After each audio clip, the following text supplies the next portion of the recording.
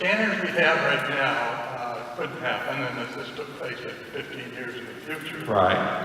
This is probably an area right now because there's more research activity, applied advanced neuroimaging with MRI, one of the most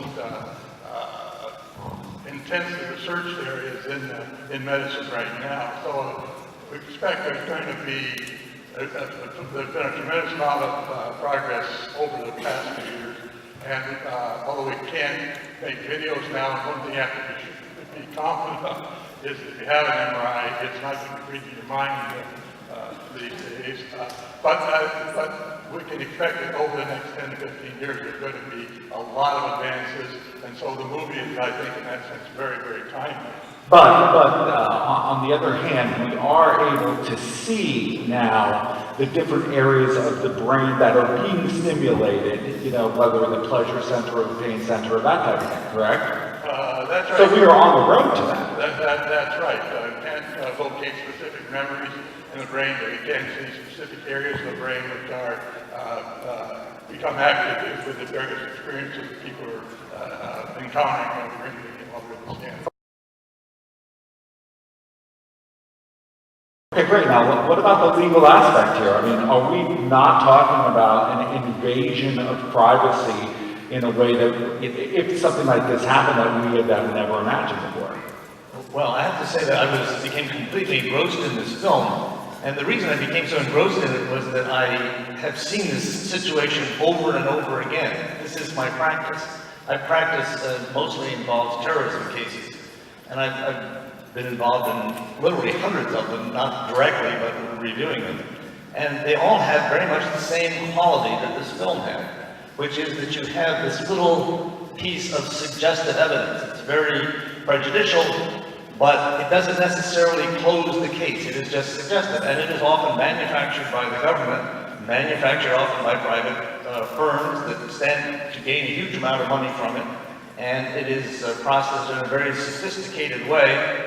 And it's very difficult for a jury to say, no, this really is not sufficiently probative that we can find the person guilty on it, and they convict them.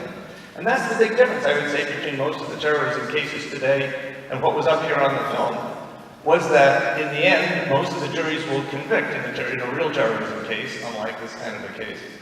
And these terrorism cases play more to the prejudices against the minority groups. But other than that, this was, I thought, just a really brilliantly pitched at exactly the right legal feel. It had the right legal feel about it. And Yes, I did notice. I felt like, especially the way that the trial was written and the way that the lawyers.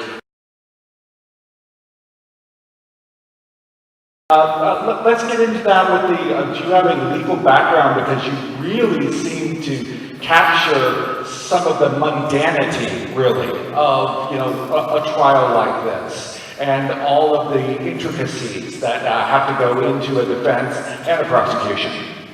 Well, I know a lot of lawyers. And after a while working with them in a variety of capacities, well, one of my favorite shows, of course, is Law and Order. Right. And, you know, and it's something like Judgment of Nuremberg is one of my favorite films.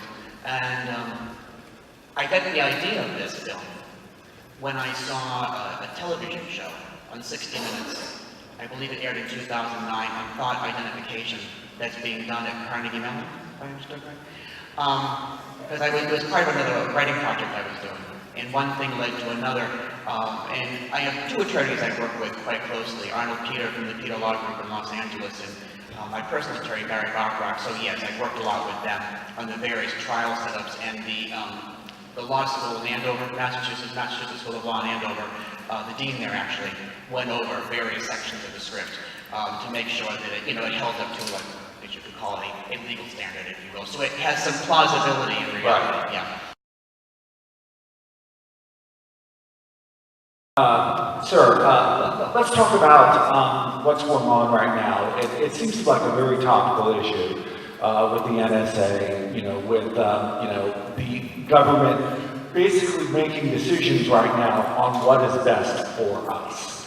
Yeah, that's exactly what's happening. They have enormous amount of money put into surveillance and putting into a lot of following up manufacturing circumstances which they can claim are terrorism cases. And because the defense has so little ability to counteract that, they have no money for scientific tests, they cannot, all of these programs, these NSA programs are kept secret so that they have no way to get in to test how reliable the information is. That they are really put at a great disadvantage. The defense is essentially marginalized in all of these cases. And I have to say, one of the most effective parts of this film was watching the reaction of the family as it sort of realized that they were being charged with a crime that hadn't been committed, but they had no way to defend themselves. And I've seen that same pattern over and over again in my cases of people that have literally tried suicide, who have lost everything. They've had a very flourishing business, all became consumed in paying for lawyers and other things, and finally led to complete destitution, really. And they're still hopelessly appealing cases that I think should be won, but claiming that this evidence that was brought against them had no scientific basis for it. But how do they show that? They simply don't have the resources or the knowledge to be able to put together the scientific tests that would disprove what the government has shown. The creation of this film, do you personally, are you a libertarian? Do you feel like a paranoia about your government? Or was that part of just this particular storyline that you were talking about? Or is there something personal going on here? Yeah, it was just part of the storyline. I mean, I've always been fascinated with fringe science, and I think how, you know, these new sciences can get introduced into our system. And when, you know, it's like, I mean, I don't know the absolute history, but I think like DNA was first introduced. And, you know, when blood samples were first introduced and things like that, I mean, anything new always causes worry. Right. You know, and I think you have both sides. I mean, here you have in our story, I mean, the district attorney had his memory. What else did she need besides a variety of circumstantial evidence? And then, you know, when you have the defense attorney, you know, picking away at it, going into the real facts of the issue, you know, in the end, the jury in our story came to the reality of like, there's enough doubt. Right. And I think it's important because we all know now that the news obsession in this country about courtroom trials. I mean, we just went through a trial in Florida that had the nation riveted, whatever we all agree or don't agree on about that. And I think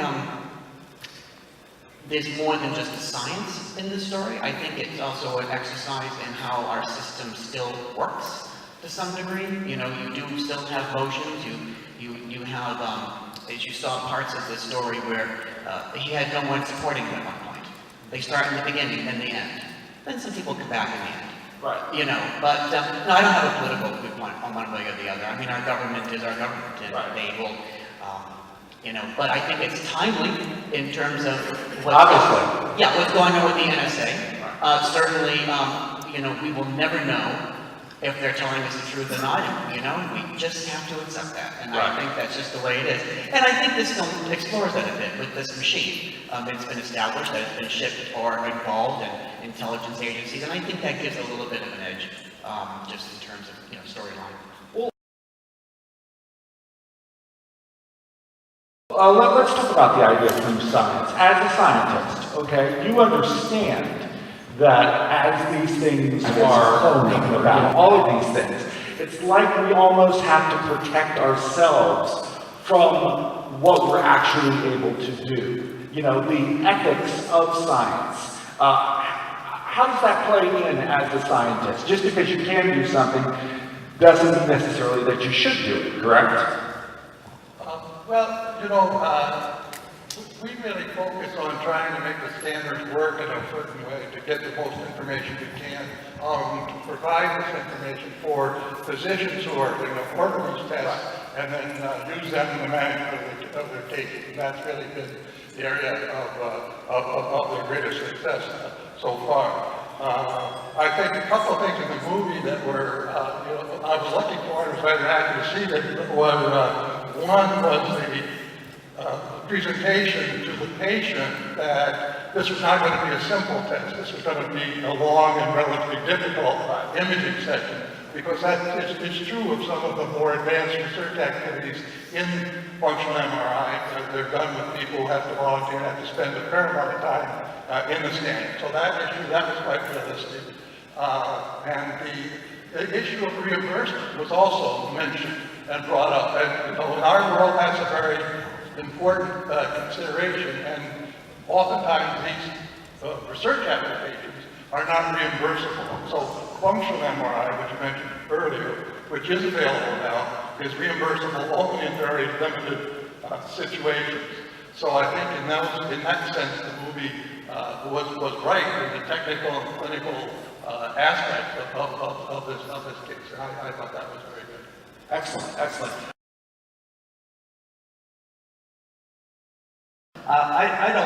I thought that part of it, I really liked the great attention they gave to the legal details here, and by and large, I thought they did a really good job with it. But they're in sort of uncharted territory here, and I'm not sure that would hold up. I really think that HIPAA procedures should be separated from criminal procedures, and I don't think you could waive that. But this is 2023, and you know, I have to say, in the last decade, the Bill of Rights has eroded to such a great extent, we have almost nothing left of the Fourth Amendment anymore, search and seizure. It would not surprise me that by 2023 that would come in, particularly if they continue with this kind of technology. Right. I think, Jim, going back to your point about the politics of it, I mean, let's just be honest. If you have a Facebook account, you even go near a computer, you walk out of a building. I mean, really, the film touches a variety on privacy, and really how it's pretty much obliterated these days.